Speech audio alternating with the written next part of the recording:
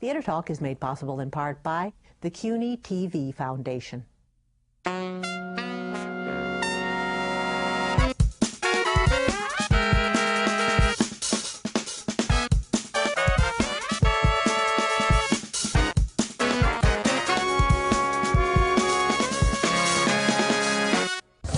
Genius, welcome to class. Thank you, Leonard. I feel very welcome here and very supported and safe. And that's a wonderful feeling for a living American musical theater composer working in an age of terror.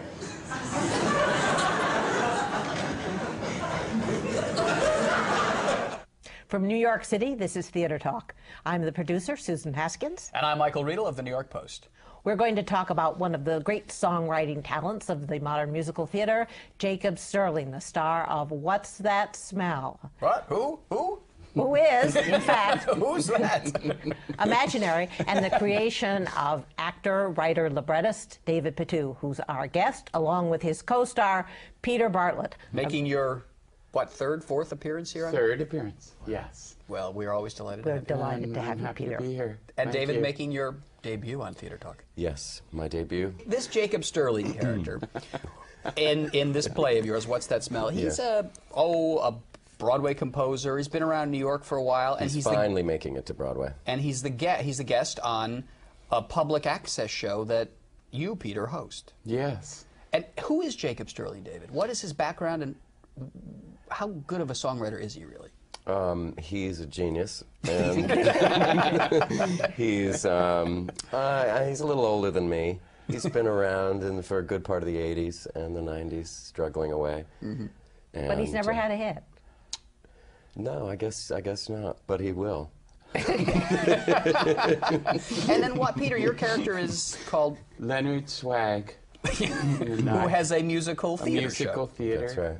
And what does Leonard Swag see in Jacob Sterling that perhaps Broadway hasn't quite grasped yet? I just think he's, singularly talented, and I've known him since going to a piano bar called Bottoms Up. Yeah. About Jacob used to 20 years ago. Which unfortunately closed down. Exactly. Yeah. Where did Jacob Sterling come from? I mean, how did you envision this character? I hate to sound like profound or anything, or try to sound profound, but it was after 9/11. There's a lot of stuff about 9/11 in the show, which take it or leave it. I don't know. I think, and this character, I don't know. After 9/11, I got very deep, and I started to think that there was no more. The possibility of art in our culture was really, But how did it come out as this, you're right. this songwriter who's not really making it? Well, I love the idea that this guy, feels really compelled to interpret an event like 9/11, and there are other things in his life which have precluded his Broadway debuts and other things that he was always about to. Right. He was about to do his musical of Private Benjamin with Lonnie Anderson on Broadway, but never had gotten the rights to it. So there's all these issues that keep coming up, and it's so far removed from the way it really works in the theater.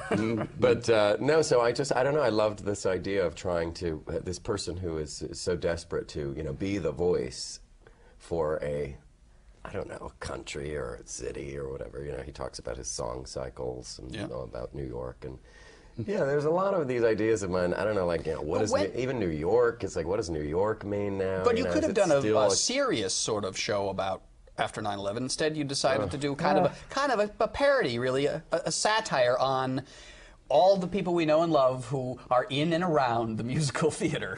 Yeah, but I must say it was myself I was trying to filter it through first. Before I wasn't trying to imitate anybody specifically. I was really trying to go here I am, this actor who used to love musical theater, who is looking for an outlet of some kind artistically, and I found it through this character. It was fun to kind of create a filter for myself. When did you bring Peter into it? Did you write the? Because Peter is a couple years ago. He is the perfect cable television show. I wrote the part for you are. I wrote it for Peter because I knew I wanted to do something with Peter, and we've been friends, and we did Never Gonna Dance together, another musical. Right. Yeah. And what was I saying? I forgot. Why you wrote when I came on, originally he had done another out. 2 or 3 workshops. I started it out as a spoof of Masterclass because I thought it would be funny to have, you know, this kind of questionable guy going other back people to how his to alma perform. mater. Yeah. And so there were these kids, and it was me and these kids, and I just couldn't really sustain that. Yeah. And I felt it was, everybody liked the funny songs, about, the songs and the funny monologues about, you know, what inspired this particular thing. And more and more the kids got taken out of it. And then I thought, well, why not just do, you know, a kind of actor studio-ish type thing. So And who now, better? Your career's been going great guns. Well, yes, you know, because you got the Tony nomination for playing Brecht, and then you got another Tony nomination for being in. Is he dead? Yeah, and so how did you have time to finish this?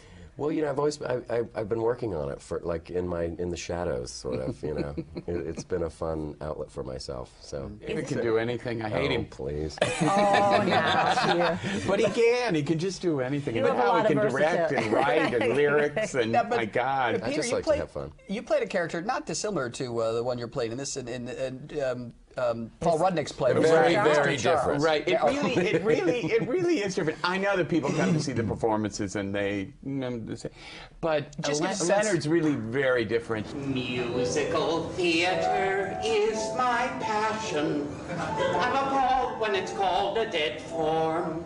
What's so interesting about your show is that we do know those people, as I said, who are in and around the musical theater. Leonard Swag his whole life is lived in the musical theater.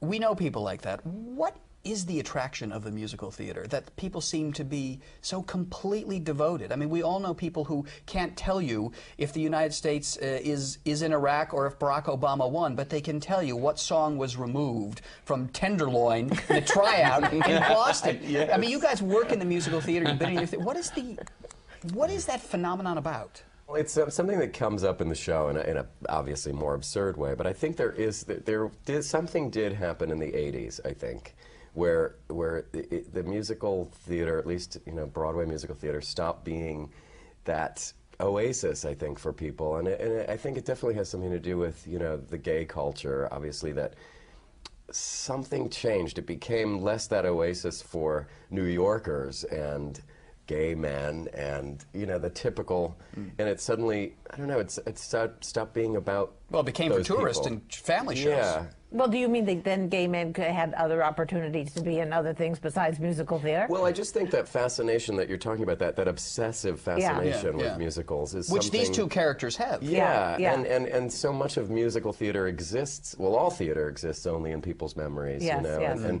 and these two characters kind of sift through all of these many shows, and it's like, that vocabulary is gone now, I think, it doesn't, I don't know what has replaced it necessarily. I don't know if it's Madonna or other things in our culture, but I mean, obviously, this has been true for a long time. Well, I mean, but musical theater was at the center of the popular music world. yeah, and and it seemed to be yeah. where all the arts converged, like Converged, theater, right. art, music, everything, the best of everything. What's your sense of this, Peter? I mean, you must know with these musical theater devotees who live their lives with their old cast albums. Yes, well, you have but to look online. I mean, they still seem to be pretty legion. Yeah. And God, But now it just I feels hope even- they're watching this show. I hope so too. I hope they come to see our show. Do you have a Absolutely. sense of what this world is, this phenomenon is all about? I don't know. Musical theater when I was a kid, it was very exciting to me. It was something to really escape into. It was larger than life. It said what I wanted to say, and it sang it. And it brought people together. I mean, I don't mean to just make it sound like it was for gay men only, Yeah. but I mean, that was the sort of subtext to it, I think, that could be enjoyed while the mainstream also took something else from it. I don't know if that means No, but there was a any kind sense. of deliverance of it. Absolutely. The drowsy chaperone, that's right. It's very narcissistic in a good way. Yeah, yeah, that everything is narcissistic in a about, good way. I'm going to make it, and I'm going to, Yeah, there's always yeah. about that kind of... And also, it's a collaborative form. Then Yeah. when you grew up and went to theater school or college and got in the theater department, it was a collaborative art form. Right. Then you found your fellow theater lovers and There had is a world. There is, though, I think, as enjoyable as the show is, as much fun as it is, there is a sad strain to it in the sense that it is set, now after AIDS, and you got, since these two guys are survivors, that a lot of the people that they were going to shows with and chatting about the first preview of some disaster, their whole world and friends gone. Yeah.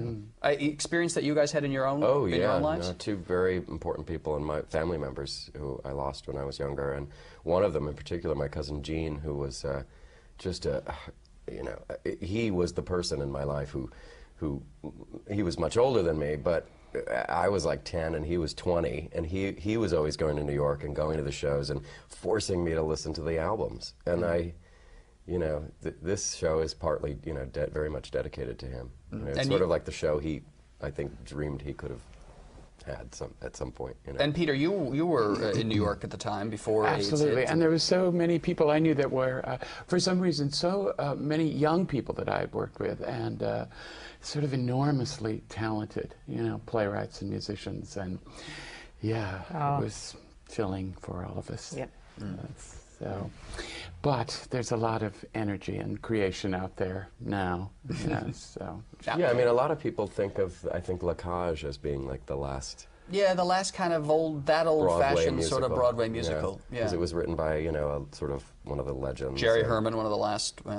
But we never know. Billy Elliot just opened last week. Oh, yeah, week, no, and exactly. But it's not American. Well, it's very there's British. that. Oh, well, okay. I mean, that's the thing. I mean, I'm sure it's wonderful. I haven't seen it. But, there's that sense of that it's not ours. I'm sorry, I think it's over. I just don't think you can go into a drag bar and where you once saw people dressed like Liza Minnelli and Carol Channing, you're not going to see them dressed like Ariel and Mary Poppins. Or Idina Menzel. Or Idina Menzel. No. All right, we got to wrap it up, yeah? Yeah. The delightful show, What's That Smell? What does the title refer to? Because people might say, what does that mean? What's That Smell is one of his signature songs. It was the song, the main song from his New York City song cycle, which was sort of his best known work as he was up and coming. Yeah. A lot of people like Merv Griffin and Bonnie Franklin saw it. Uta Hagen. Oh, listen, I understand Steve Sondheim came to the show the other night. He came when we were still at Atlantic, and we didn't see him afterward, but he was the loudest laugher. He was loved it. great.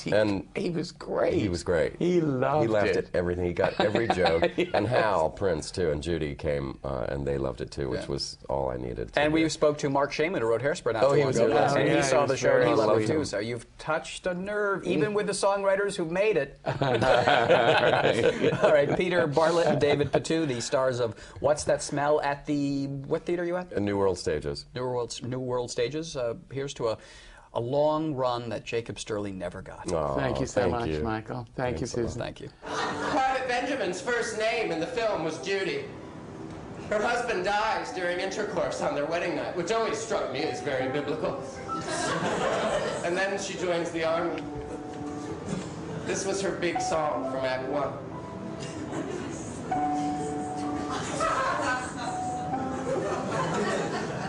As a young Jewish girl, my goal in life was to find a Jewish boy, a doctor, a lawyer to make me his wife and to pay for the things I enjoy.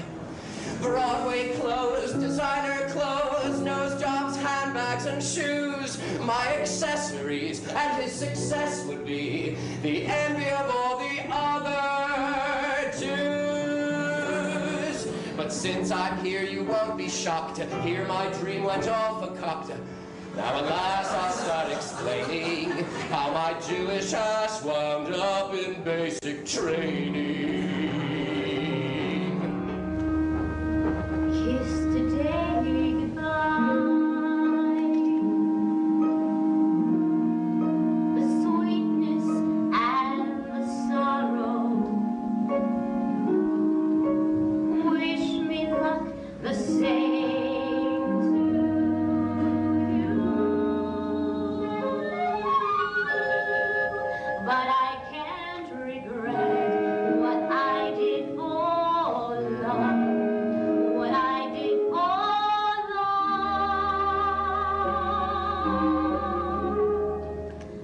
Tonight's guest is often referred to as the most powerful man in the theater. He's so powerful, he's even making me nervous, and I never get nervous, even around my good friend Gerald Schoenfeld, who is the chairman of the Shubert Organization, a vast theatrical empire. Jerry Schoenfeld, welcome to Theater Talk. Thank you very much. But we should say these are flush times for you at the Schuberts. I mean, you have 4 and 5 shows as backups for most of your houses. There seems to be more activity now than there has been in years on Broadway. Especially in the straight play area.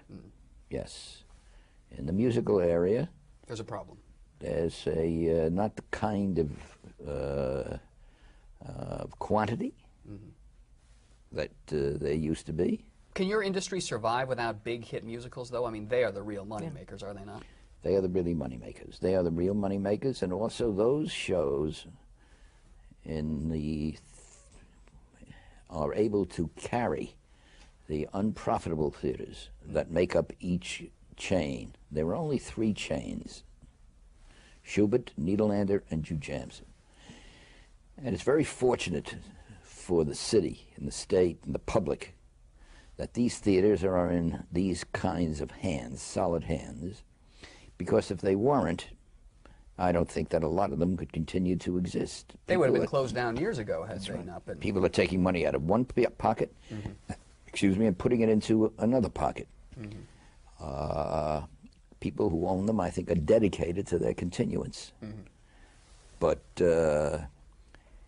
there is no benefit afforded to these theaters, most all of which are between now close to 100 years and 70 years old. They were built for another time. You joined the Shubert Organization in what year?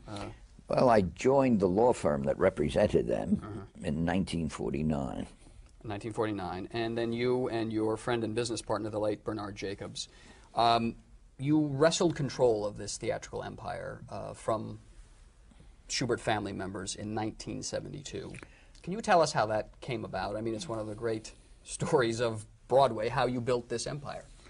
There was a period when J.J. Shubert was alive, and his son John was alive, and of course they were running the business, and I became their lawyer in 1957, and Bernie joined me about 9 weeks rather later, and then there was the unfortunate deaths of J.J. and his son John, and we supported a grandnephew to become really the president of the company, whom we really did not know well, and unfortunately during his years the business went. It was losing quite a bit of money, wasn't it, when you stepped in? Quite a bit of money. And Mrs. John Shubert and Lawrence, who was the grandnephew, needed to appoint new people to the board. There was no real affection by either one for the other. And Mrs. John Shubert was to me, not only a wonderful woman, but she was responsible for Bernie and me becoming board members. Bernie and I guess, becoming board members. And Lawrence picked 2 others as his choices for being on the board. And it was not too long thereafter that he got involved in a tremendous fight with one of his selections. And the business was losing a lot of money. And he was voted out by a vote of 5-1. And you guys were voted in? He being the one. Yeah. Yes. Well, we were on the board. Right. But you shored up this empire. we were voted in to really run the business. Right, right. And you shored it up. I mean, this was a theatrical empire that was really beginning to unravel, I think. It was beginning to unravel. We had the Shubert Theater in Los Angeles, which took us 4 years to break even with Chorus Line. It took us 4 years, basically, for the company to break even. And after that, in that period, 1974 came Equus. Right. 1975 came Chorus Line. And then the business itself went into one of its cyclical upturns. And Annie came along. And later on, Amadeus and Cats. And then after Cats, Phantom and Les Mis came along. But then the business started to go into another bit of a downturn. But we were very fortunate having these large, successful musicals. Now, it was always said that you and Bernie really, I mean, you controlled this industry for many years, many aspects of it. Do you still feel that power and that control that you have over the industry, or has it changed in so many ways now that, you know, two guys running a big theater chain just can't control every area of it? The idea that we control, and therefore people have to in some way pay obeisance, that may have been true when Lee and J.J. Shubert were alive. Of course, they controlled 104 theaters throughout the country. They booked over 1,000 theaters throughout the country. They had 5 theaters in London. They had crushed the biggest monopoly the theater ever knew, called the Syndicate. There's no comparison. We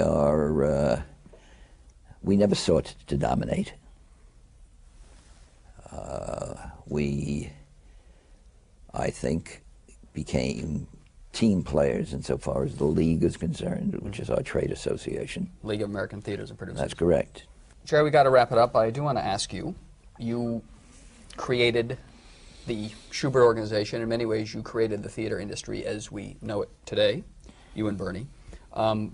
Bernie died 5 years ago. I'm sure you, like God, you will endure forever, but you won't be at the top of the Shubert Organization forever. What's going to happen to this empire that you guys created? Who controls it? First of all, Phil Smith is a very significant... Guy. The president of your company? Yes. Force in our business, in our company. Bob Wankel is a very effective force. We have a large number of very capable executives. We have a board of directors, some very important people on our board. And obviously, as in any corporation, the question of succession will be determined, will really be determined by them. I think that the necessary ingredients in that have to be involved with any person or persons who may be future heads of this company will probably differ from the talents that Bernie and I or Phil have. But that does not necessarily mean that the inherent structure and foundation of the company or the delegation of authority to different people who have separate skills that might not be embodied in one person will not be just as effective. Well, everybody can't be a Jerry Schoenfeld. Well, you know, Michael, these things come about a lot by chance. Yes. And if chance was not a factor in my life, I wouldn't be here today. Unforeseen events resulted in an early ascension on my part to my position. But it was not an easy ascension. No, but it's been a good life. The way I see it, Shubert Organization is a company that's 100 years old. And it is dedicated to the perpetuation of these theaters. Others who have really helped sustain these theaters are, like I am, transients. But the venues have to remain. And frankly, I think that the present group of theater owners are dedicated to that proposition.